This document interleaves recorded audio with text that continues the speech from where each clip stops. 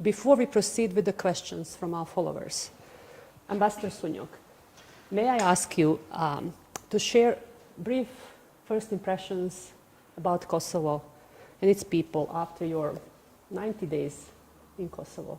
Good, bad, whatever you want to share. Well, Dinka, thank you very much for that introduction, and thank you to all who are watching and listening to us. It's indeed has been only 90 days since I'm in Kosovo, but I would say that my impressions are mostly positive. I have met a number of people who are entrepreneurial, open, friendly.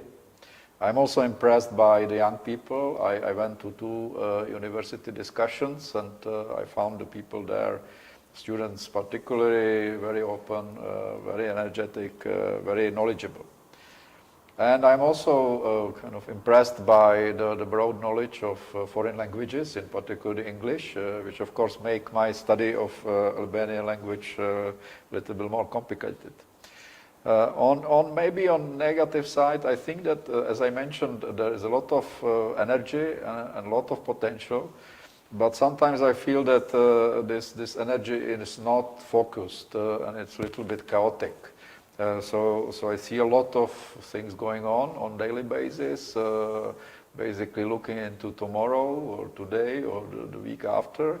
But what I'm missing is a little bit more of strategic thinking, long-term planning, and really focus on the important issues. But again, this is something we are here to help and assist Kosovo and its population with, and this is what I'm planning to do in my mandate. Thank you, Ambassador. Now we can go to questions from our followers. Expectedly, most of them ask about visa liberalization. People are unhappy that they still cannot travel without visas to EU countries. We have Baldet, we have Blert, Ziadin, Afrim, and some others. What can you tell them? Well, I think that this is the question I am receiving during every meeting I am having with high-level politicians, but also people I'm meeting on the streets and in my office. I would say that I personally am not very happy that Kosovo citizens are not able to travel freely and go to European countries to see how European Union works. But this is the reality, and I'm afraid I cannot do much with this reality. I would like to just recall several facts.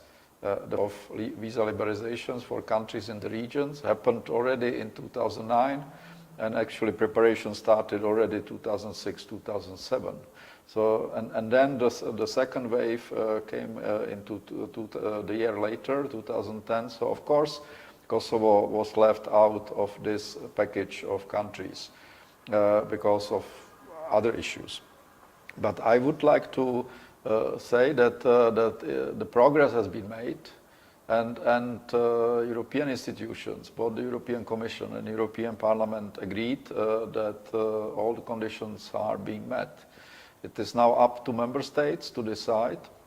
It is formally the Council of European Union which decides on those issues, and there need to be the support of all the member states, and unfortunately there is not progress on this issue, and what my advice would be is for the government is to actually try to work individually with those all 27 member states to reinforce the message that Kosovo is part of Europe, and Kosovo citizens should be allowed to travel.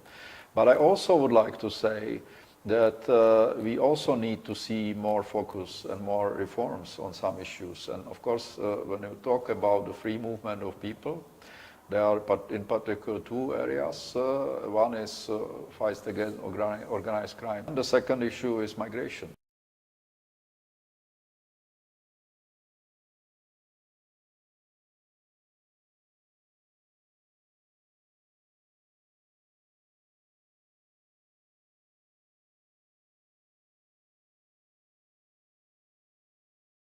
been working with some member states bilaterally, but again, it needs, but it is not in our hands.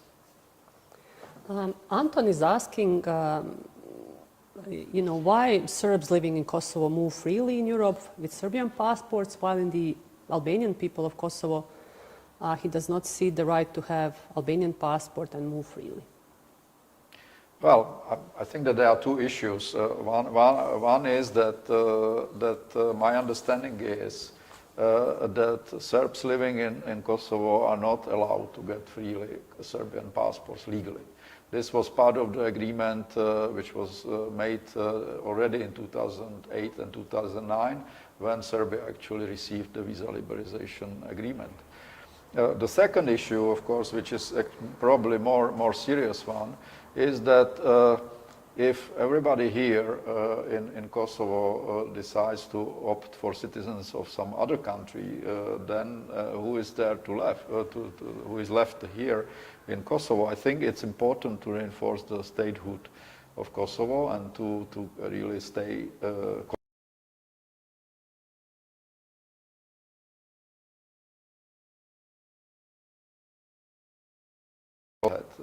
and forward, not just individuals seeking some personal advantages. One of our followers commented that without visa liberalization, everything else the EU does is not really important.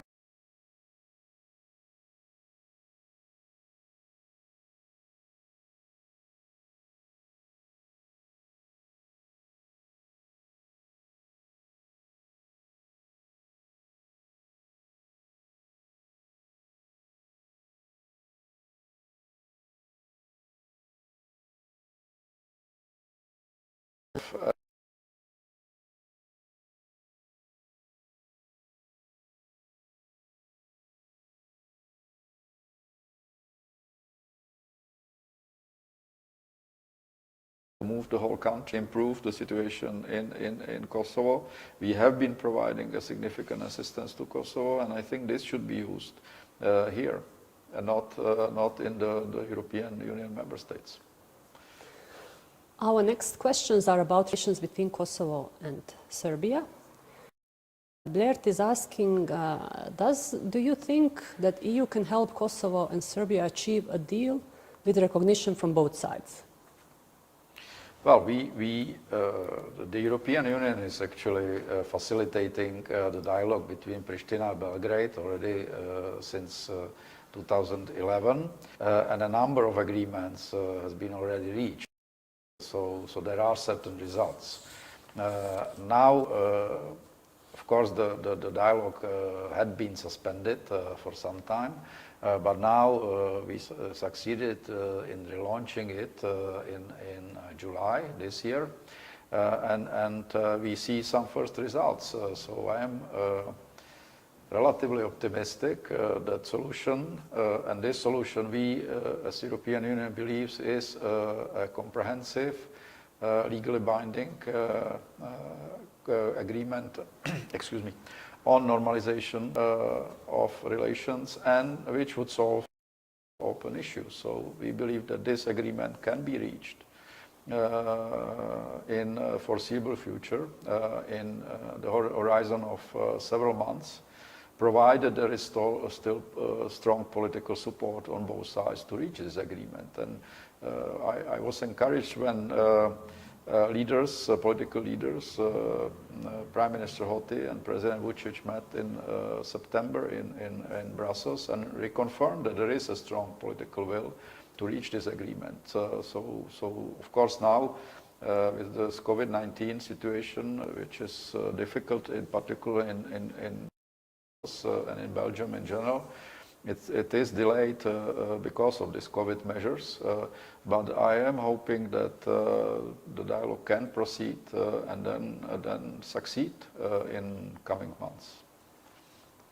Valdet is asking, why is Serbia not sanctioned by the EU for its aggressive policy towards Kosovo? Well, we have been asking, and this is not only for Serbia or Kosovo, but all the leaders in the region to really build good neighborly relations, to continue the regional integration in economic areas, trade, security, free movement of people, labor, investment and capitals. I think this is what we want to achieve. First of all, the regional integration, and then the integration of the whole region into European Union. Of course, we also observe a number of statements coming from different countries of the region, which are not helping this regional integration. But we believe that there is a basic interest of all the countries of the region to really achieve this integration as soon as possible. Thank you. We also have a question. Is asking, how would you describe Kosovo's conduct towards the specialist chambers? Is the EU pleased with our reaction, with Kosovo's reaction until now?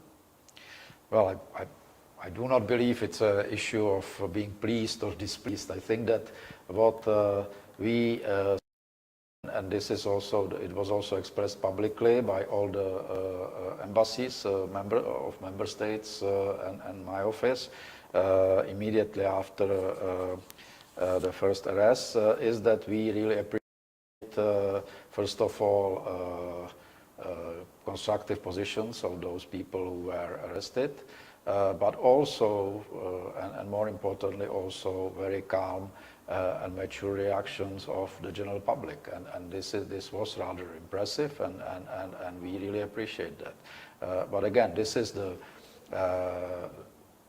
Kosovo Specialist Chambers and Specialist Prosecutor's Office is part of the Kosovo legal system, so it is obligations to implement all the sins, but also it's an international obligation of and it is important because rule of law and effective judicial system is actually a key element, or those are two key elements of any process leading to membership in the European Union, and they need to function well, and they need the independence of judicial systems must be respected.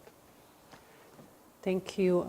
Now there is a question related to potential corruption. Visar is asking, well, when will the EU delegation in Kosovo conduct a thorough review of all interventions, both in infrastructure as well as in capacity building, and take action to break the vicious corruption that is so deeply rooted within your office in Pristina?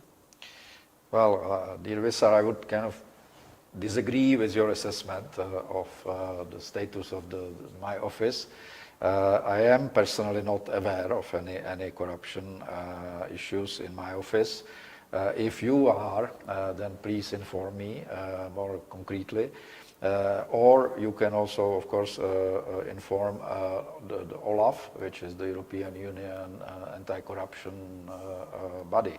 But I would like to underline one issue, that all the programs and projects which the European Union is doing in Kosovo, of course, are audited and reviewed, first of all by our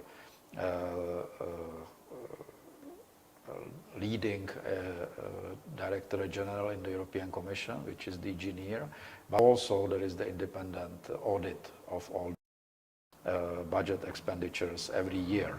And I have not been, again, aware of any issues which would be really similar to something you described. Maybe just to add that for all those that have any information on any corruption allegations, on Olaf's website you have a possibility to report anonymously. So really, please feel encouraged. The next question is on economy. Blairwan is asking, would you tell us how EU is going to help Kosovo in economic growth and support of businesses? Well, Kosovo has been by European Union already since '99, and my understanding is that the overall figure since '99 is about 2.5 billion euro. which is quite a significant amount of money.